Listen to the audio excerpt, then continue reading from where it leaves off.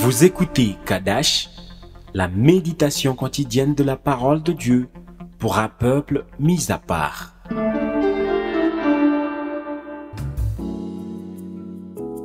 Shalom, bien-aimés en Christ, c'est une grâce exceptionnelle de vous partager la parole de Dieu d'aujourd'hui. Mais avant de lire la parole de Dieu, je te pose cette question. Quelle est la nourriture de ton esprit? Quelles sont les nouvelles que tu stockes en toi? D'où vient le dépôt de ce qui règne dans tes pensées? Romains chapitre 10, le verset 17 nous dit « Ainsi la foi vient de ce qu'on entend, et ce qu'on entend vient de la parole de Christ. » Amen. C'est tellement facile de croire en ce que tu as entendu, et surtout quand celui ou celle qui te parle est une personne que tu connais très bien.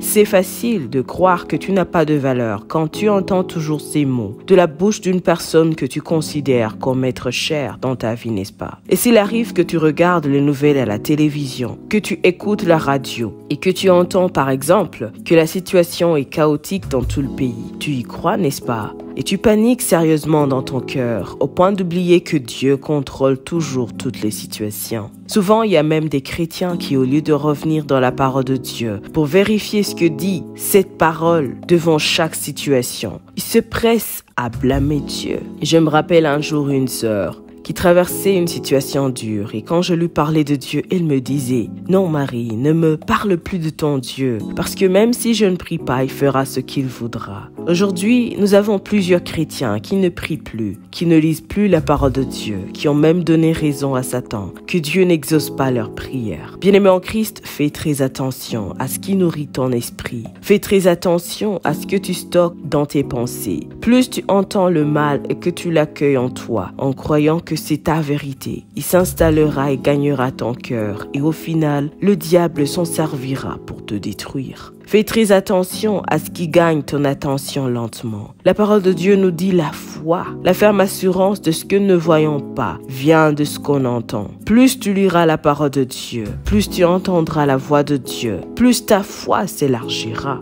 L'erreur que nous faisons souvent est de croire que ça suffit d'écouter les prédications, que ça suffit d'aller à l'église. Non, ça ne suffit pas. Dieu a pris son temps en te créant et il a également besoin de ton temps quotidien pour te parler, pour te conseiller, pour te corriger et surtout pour se révéler à toi, afin que lorsque l'ennemi viendra te distraire par ses faux raisonnements, tu aies le discernement et la connaissance de comment le mettre hors de ton territoire. Souvent, Dieu se révèle au cœur attentif. Il ne parle pas seulement à travers les prophètes. Il se révèle dans sa parole. Il se révèle même dans les songes. C'est bien de proclamer la promesse que tu as entendue ou lue, mais pour marcher pleinement dans la victoire, il faut croire fermement dans la parole de Dieu. Et dis la foi ne vient pas de ce que ton oncle t'a dit ou de ce que ton ami t'a dit. Ils peuvent te promettre sans réaliser ou te décevoir quand tu les prends pour des modèles et du coup, un jour, ils posent des actes déplacés.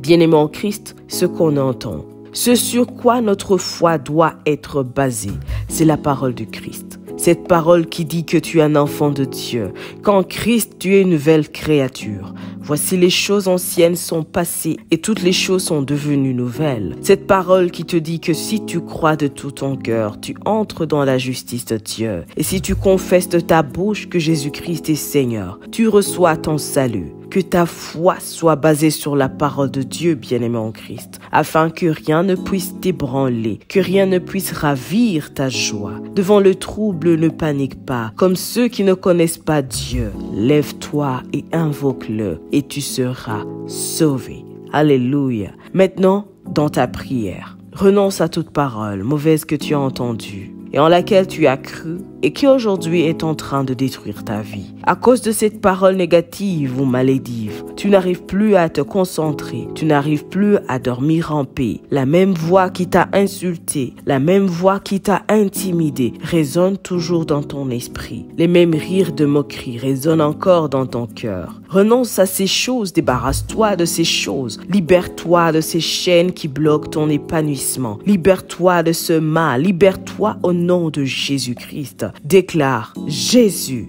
Jésus, Jésus, viens à mon secours par ta puissance. Je me libère de ce joug de l'ennemi. Je me débarrasse de tout ce qui n'est pas ta parole. Je me sépare de tout ce qui ne vient pas de toi. Installé en moi, depuis mon jeune âge, je me libère du joug de l'ennemi. Et je déclare que ton précieux sang me lave. Et je renouvelle mon engagement à croire en toi et à te suivre dès maintenant et pour toujours. Je cache ma vie en toi, Jésus, en ton précieux nom. Amen. Sois richement béni. Shalom.